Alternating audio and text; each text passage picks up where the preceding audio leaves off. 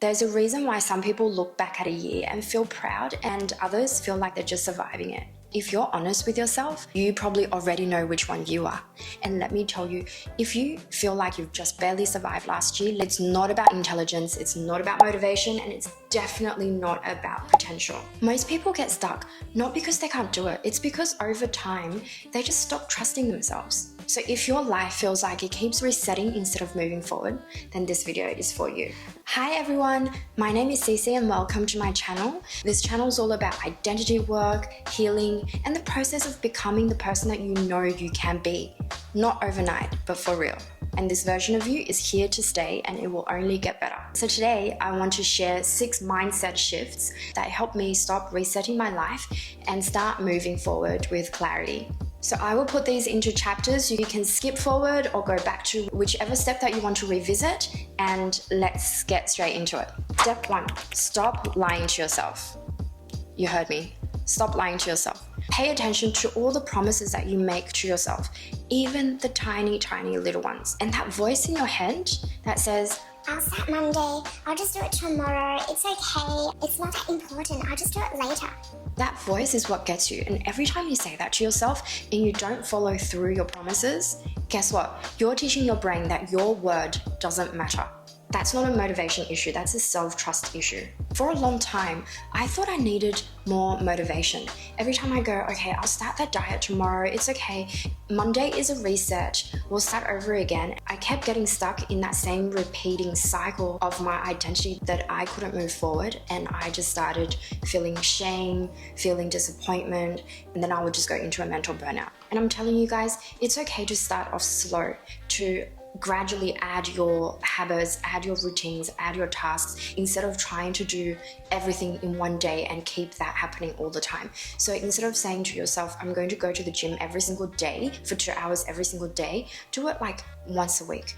Start it off with 15-minute breathing exercises, and slowly over time, then start adding on extra things to your list, and then you will feel so much better than doing like a full list and not following through, and then you will feel like it's really hard already just to do 4 out of 10 tasks that I've added to my day. Let's strip back and just do 4 tasks a day. That's how your system will start stabilizing again. Step 2, design a life that you don't need to escape from. What I mean by that is, if you find yourself doom scrolling, it's not because you lack discipline. It's because your days aren't giving you enough reason to stay present. And a life that you genuinely enjoy and you feel fulfilled, you do not want an escape from. You probably don't even have time to doom scroll. As a mum of a 3-year-old and going through my whole motherhood journey of healing, I have noticed this so clearly. Every time after a very chaotic day with my son and I finally get that me time, I would lay in bed and scroll for hours, to a point where I didn't want to sleep because I feel like I'm giving up on my resting time, I'm giving up on me. But instead I was doom scrolling. And then by the time I wake up, I feel exhausted, I feel ashamed, I feel frustrated, I feel disappointed, and my cortisol levels would just spike. And then I would just go into the constant cycle of doing that day and day again. And trust me, I've tried deleting the apps.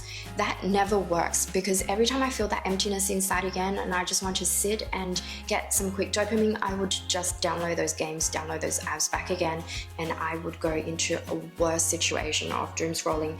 So instead, what I did was to redesign my days and take back control of my day and my time for myself. So here's what I started doing. Every single morning I would wake up and ask myself 3 things. Number 1 is, what could I do that I would feel proud of myself today? Number 2, what is one thing that really requires deep work and deep focus today? And I'm going to lock that in for 1 to 2 hours. And number 3, what is something that I can take offline? And these 3 questions really made me present and peaceful in the midst of chaos, because you're slowly taking back control of your day, and because you're not reacting, you're not being autopilot, you're actually being present and you're being intentional. Step 3, choosing consistency over speed. We're in a time where everyone is rushing to succeed, rushing for growth, rushing for the next version of yourself, and hoping things will just happen overnight. But really, rushing keeps you in survival mode. So in saying this, stop giving up on yourself if you don't see results or results are stagnant.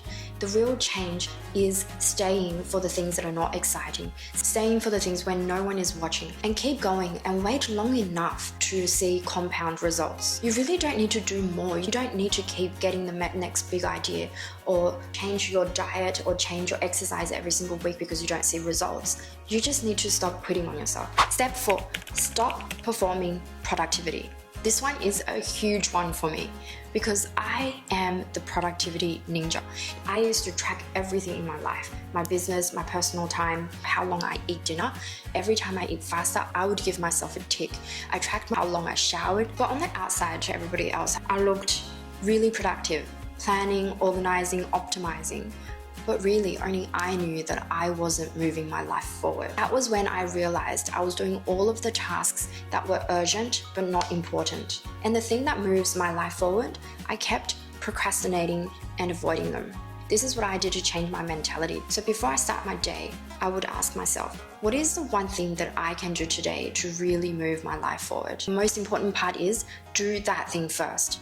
Before your emails, before your excuses, before the end of the day, when the day takes a better of you and you just sit down, you want to doom scroll again, do that thing first. Trust me, by the time you finish everything and you keep thinking, okay, then this is going to take a huge chunk of my day and I'm just going to do it after all these urgent things that's on my email list, and boom, it's like the end of the day. You're mentally exhausted, you're physically exhausted. You're not going to have time to do that massive task that you wanted to do on that day. So let's do this together in 2026. We're going to eat the frog first. We're going to do that one thing that really going to move our lives forward, because what I'm going to do is to make sure every morning I'm here to do my YouTube scripting and I'm here to do my IG content planning and really get the storyboard done. I've been avoiding this the whole of last year, and this is my second YouTube video after 6 months. And it's never going to happen if I don't script it in the morning. Let's be accountable for each other. Write down one thing that you're going to do every day that moves your life forward. Let's just support each other in the comments and check in with each other and hype each other up. So that comes to step 5, which is start the year intentionally.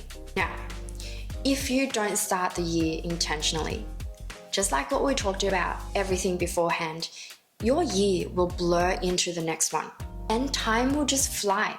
It will just be a blink of eye and it will be 2027 again, and you look back and you'll be like, oh, I just survived 2026 and nothing major happened in my life, and all of my life goals, I have not achieved them.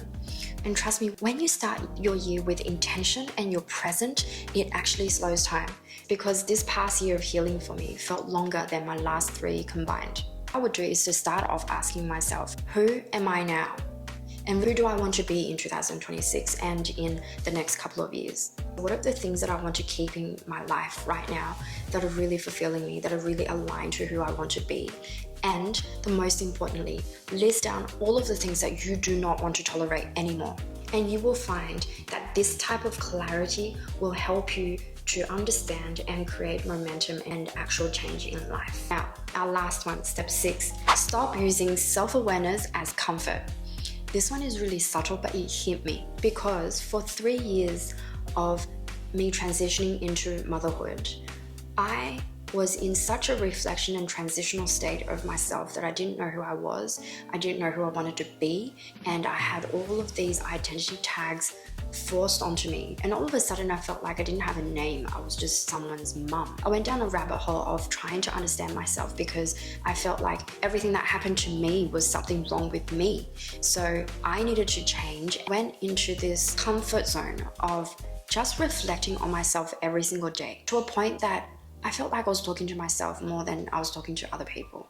And you definitely become to know yourself very well. So my patterns, my triggers, limiting beliefs, my childhood trauma, and I didn't know where to start to make any changes. I just knew myself really well. But let me tell you, awareness without change is just another hiding place for yourself. So guys, self-reflection might feel really productive, but are you actually acting differently. As soon as I understood that the goal is not to understand yourself forever, the goal is to live differently, everything changed for me. My appearance, my energy levels, my manifestations started coming in. Everything in life changed for me for the better. So guys, when you stop betraying your word, design a life you don't need to escape from, choose consistency over speed, and act before certainty, change stops feeling emotional. You will get less resistance. It becomes a system. It becomes structural. It becomes predictable. And it becomes inevitable. And this is here to stay. 2026 does not need a new version of you. It needs you to finally live like the person that you already know that you are. If this spoke to you, subscribe and I'll see you in the next video.